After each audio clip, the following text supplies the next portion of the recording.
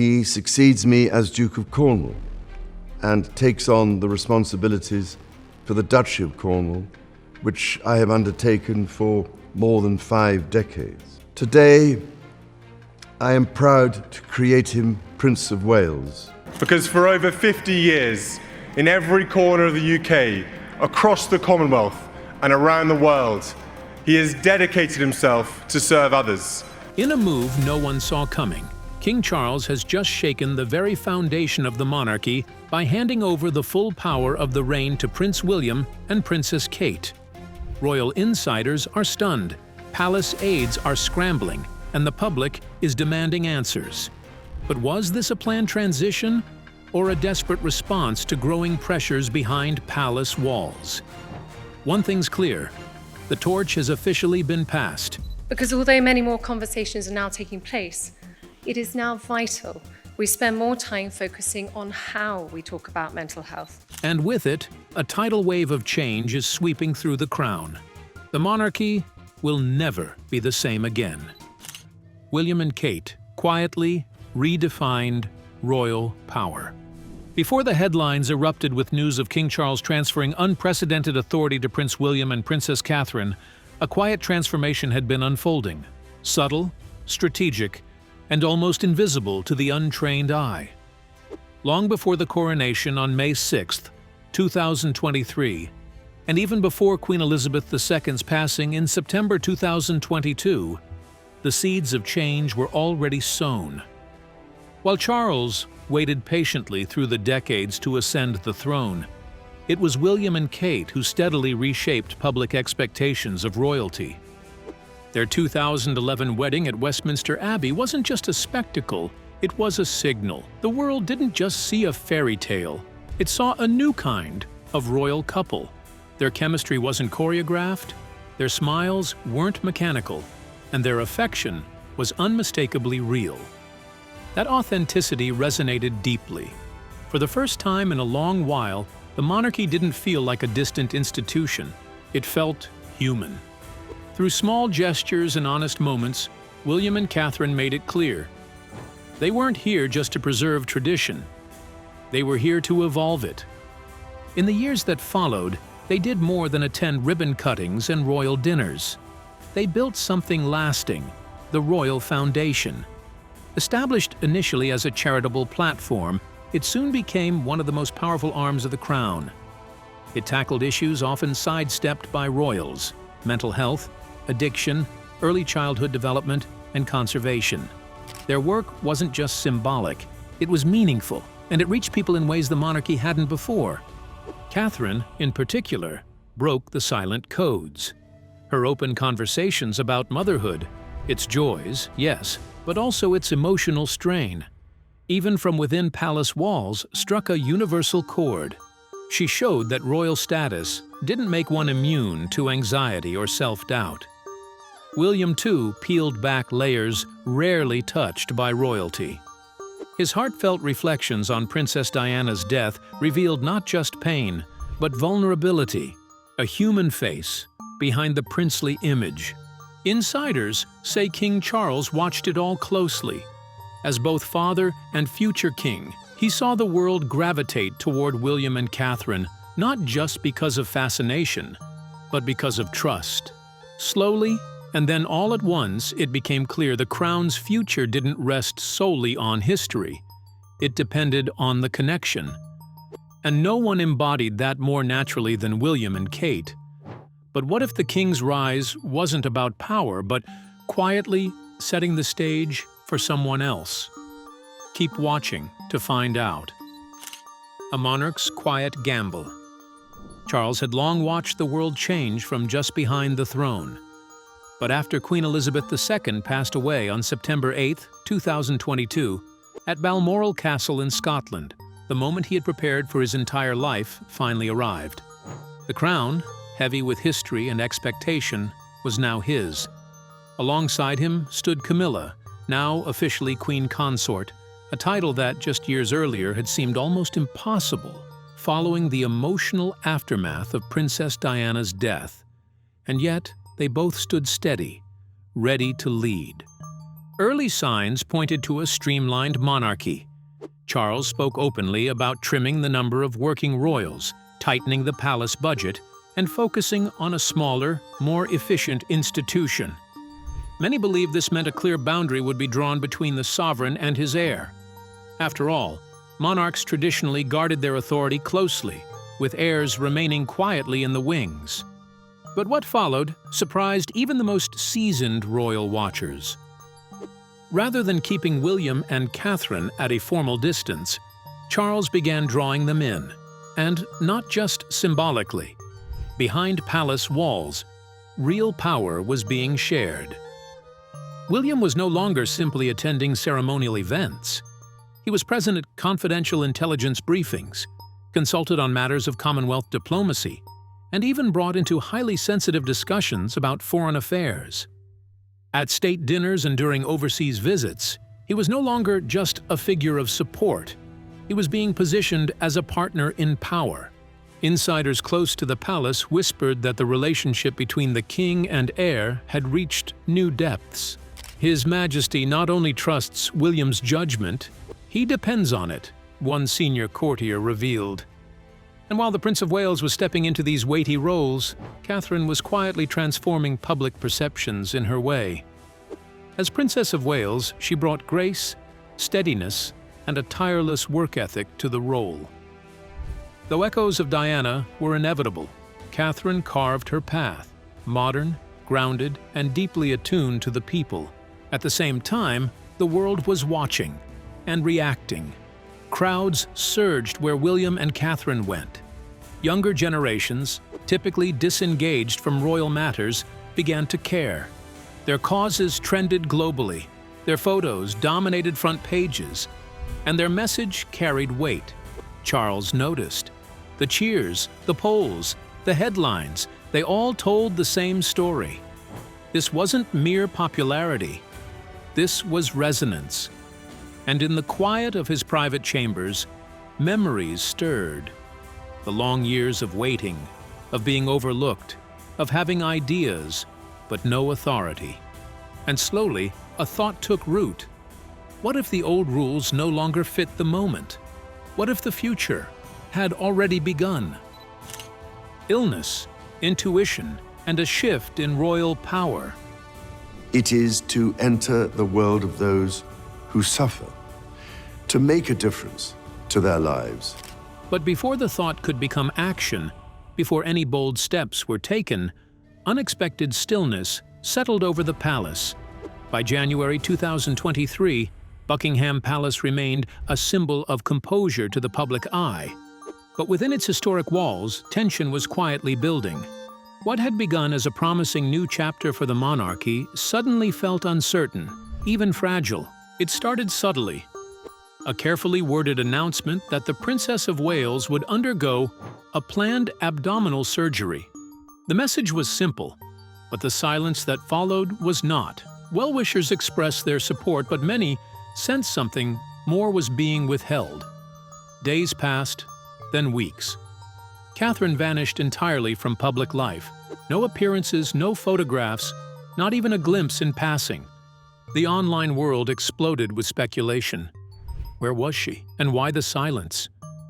Then came another statement, this time from the palace regarding King Charles. He too was undergoing treatment. Two of the most senior royals, both stepping back due to health issues, are within weeks of each other, no longer felt like a coincidence. The monarchy's present and its future were both battling invisible threats. Then, in March 2024, the silence was broken. In a softly lit video message, Catherine addressed the nation herself. Her voice calm, her eyes steady, she revealed what many had feared, but few expected. Cancer had been discovered during her surgery, and she had quietly begun treatment. "I am well and getting stronger every day," she said. It was reassuring, but the implications ran deeper. This wasn't planned. This was life forcing a different course. Shortly after, the palace confirmed that King Charles II had been diagnosed with cancer. In a matter of weeks, both ends of the royal spectrum, the reigning monarch and the future queen, had been pulled into personal battles that made their public roles more complicated than ever. Yet amid these challenges, something profoundly human emerged. Away from the cameras and formal updates, Charles and Catherine found moments of quiet connection. Private visits, first brief, then longer, took place in hospital rooms and royal residences. In one such meeting, as Catherine spoke softly about her dream to expand her work with children's health once recovered, Charles paused. "Don't wait," he said. "Tell me now. Let's begin." It wasn't just a supportive gesture, it was a shift. He wasn't offering sympathy, he was offering authority. He was listening not as a figurehead, but as a man willing to hand over the reins sooner than anyone expected. But what did King Charles see in that quiet moment with Catherine and William that changed everything? Stay tuned, you won't want to miss this. When duty took a new shape, He succeeds me as Duke of Cornwall and takes on the responsibilities for the Duchy of Cornwall. and so, with Charles's quiet but powerful invitation, let's begin. A subtle momentum stirred within the palace.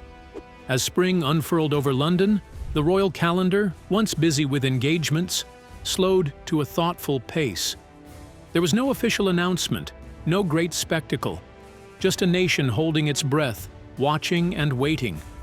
The public had grown used to the rhythm of royal appearances, but now a hush lingered, broken only by whispers of health updates and guarded optimism. Then came June 2023, and with it, trooping the color. The ceremonial heartbeat of royal tradition pulsed through the streets once more, but this time it carried more than pageantry. It carried meaning. As the skies over Buckingham Palace cleared, all eyes turned to the iconic balcony. And there she was. Catherine, the Princess of Wales, stood tall, though visibly changed. Her figure was slimmer, her expression softer, but her presence radiated quiet strength. Beside her, Prince William stood proud, offering more than support. He offered solidarity. George, Charlotte, and Louis waved with innocent joy, their smiles lifting the mood of a nation. This was not just a return. It was a statement. They were still here. They were holding strong. Later that day, King Charles made his appearance, thinner, reserved, but unmistakably composed. The crowds roared not only in welcome, but in recognition of endurance. Behind his measured gaze was a man who had faced something deeply personal and come through the other side with sharpened perspective. Those close to the king spoke of a shift, stillness not born of fragility, but of deep clarity. Long hours during treatment had drawn his focus inward. He reflected on what mattered most. Duty, yes, but also legacy. In those quiet months, he had watched as William rose with calm assurance, as Catherine's strength shone even from behind closed doors. He had seen the nation lean into them, not out of royal habit, but because their struggles felt real. Their resilience had changed everything. One palace aide confided, "His Majesty has been profoundly moved, not just by their strength, but by their purpose." Behind gilded doors, real shifts were already in motion. Legal teams met at odd hours, advisors prepared documents, and the late-night walks between Charles, William, and Catherine grew longer, more frequent. Notably, Camilla was often absent. The balance was tilting. What had begun as quiet support was transforming into shared leadership. Not whispered anymore, not eventual, but real. Honors that whispered. A new beginning. The late-night meetings, the shifting dynamics, the increased visibility of William and Catherine, it was all leading to something. And in April 2024, that moment arrived, not with trumpets or balcony waves, but in a hushed chamber within Windsor Castle.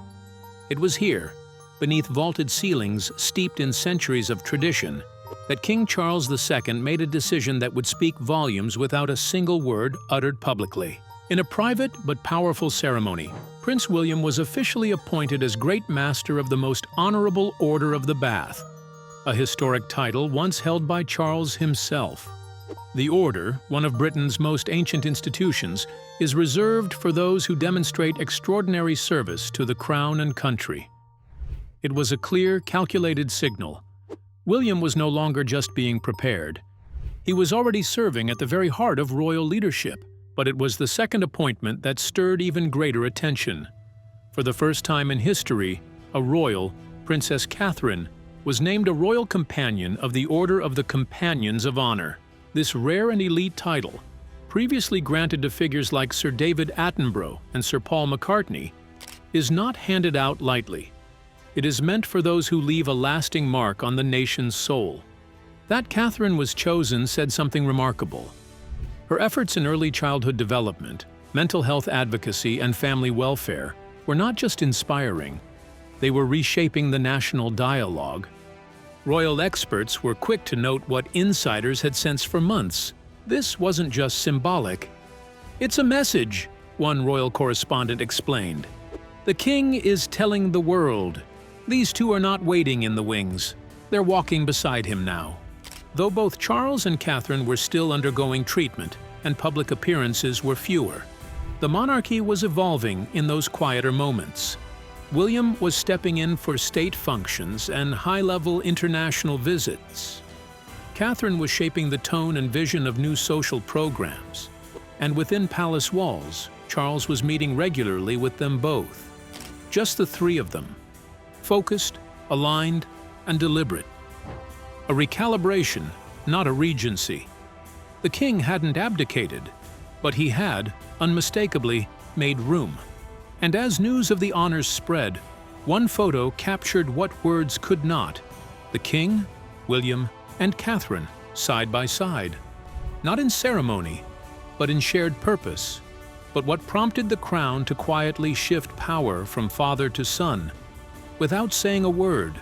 Don't look away now. A crown in transition. As late summer faded into the crispness of early autumn 2024, the subtle signs that once whispered of transition began to speak more clearly.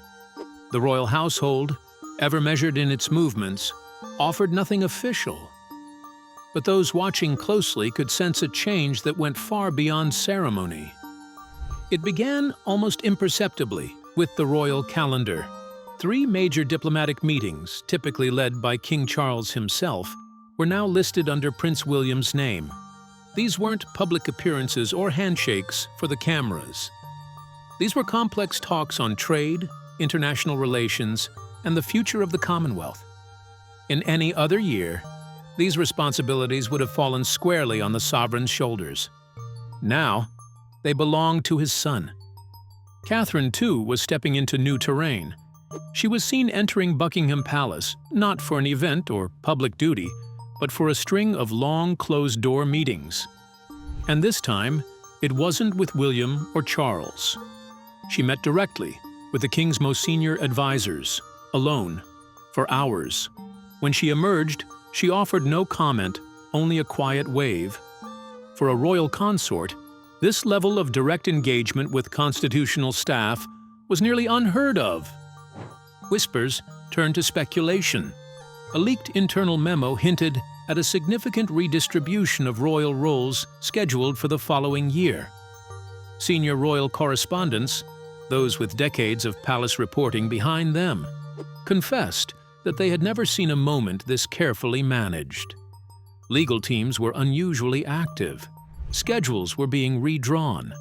And through it all, the usual flow of palace information grew tighter, quieter. Something historic was unfolding, but deliberately, and on the monarchy's terms. Then came Christmas at Sandringham, a holiday grounded in royal tradition, where protocol typically rules the day. But that December, tradition bent. William and Catherine arrived first. They greeted household staff, welcomed dignitaries, and coordinated the family's private gatherings. Charles and Camilla came later. The smiles were polite, the public images composed, but insiders noted a shift, especially in the Queen consort. whose discomfort didn't go unnoticed. The prince rose, calm and composed, delivering a speech filled with gratitude, service, and unity. A glance between father and son sealed it. The torch hadn't been dropped. It had been passed, silently but unmistakably. The silent succession.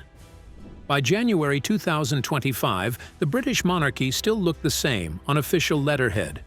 No abdication, no royal proclamation. Yet for those watching closely, the shift was no longer subtle. Power had not been seized, but it had clearly been passed, delicately, quietly, and with intention. Commonwealth Day had always been the monarch's stage, a central date in the royal calendar. Traditionally, it was King Charles who led the procession into Westminster Abbey, who placed the wreath, and who stood at the heart of the day's symbolism. But this year, everything changed. The king's absence was explained simply as a need for rest, just a precaution, aides said, as he continued to recover. But the deeper meaning was hard to miss. Into the spotlight stepped Prince William and Princess Catherine. Their arrival in the lead car turned heads, but what followed spoke louder. William laid the ceremonial wreath with solemn grace, his actions quiet, but assured.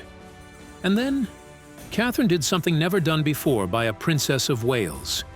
She delivered the keynote speech at the post-service reception. Her words were heartfelt and direct, touching on unity, shared values, and the evolving strength of the Commonwealth. But more than that, she embodied what many now saw clearly, a future already unfolding. The palace did not attempt to soften the message. Official communications, press releases, and photos positioned William and Catherine not as temporary substitutes, but as a reigning presence. The crown in motion, one royal insider described it. A co-reign in all but name. Within palace walls, staff and courtiers had already adjusted. Charles, they said, was not stepping aside, but stepping back, handing real responsibility to his son and daughter-in-law, while still offering quiet direction. The shift wasn't about titles. It was about trust. The public noticed.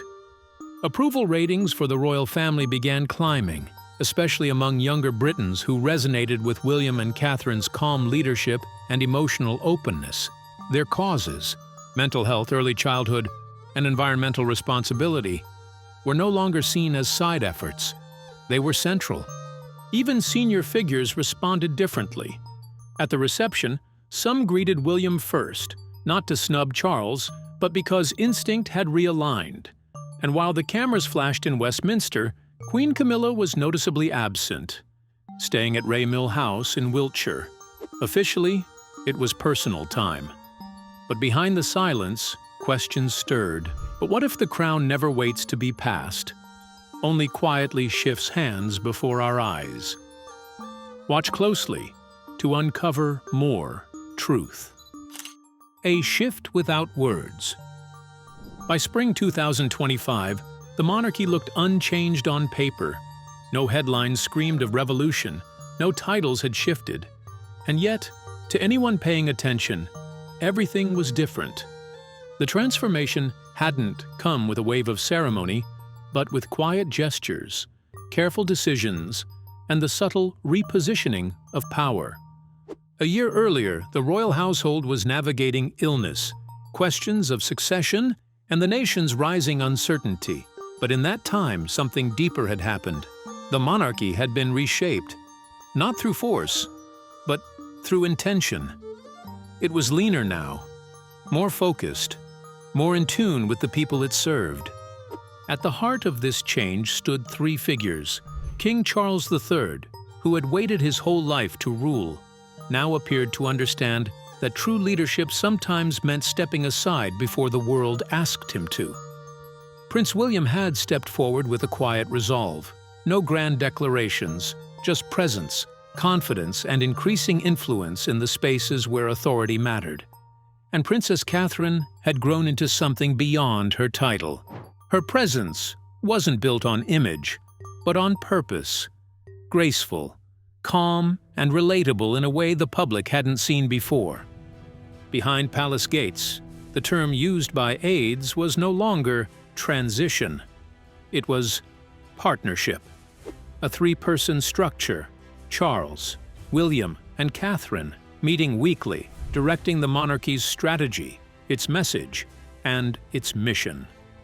William was now the face of international diplomacy. Catherine, the head of a powerful new Royal Foundation Council that steered every charitable initiative with precision and heart. Even Parliament had adapted. Officials now spoke of William's guidance with familiarity, some even noting his name appeared first in palace correspondence. At a spring garden party in Buckingham Palace, the symbolism was quiet, but unmistakable. Charles and Camilla smiled gently. William and Catherine stood steady beside them. But those who understood the rhythm of royal life saw it instantly. In the posture, in the placement, in the poise. The crown had not been handed over. It had already begun to move. But what do you think will happen behind palace doors when the crown finally shifts without a word? We'd like to hear your thoughts. Don't forget to like, share, and subscribe for more royal revelations.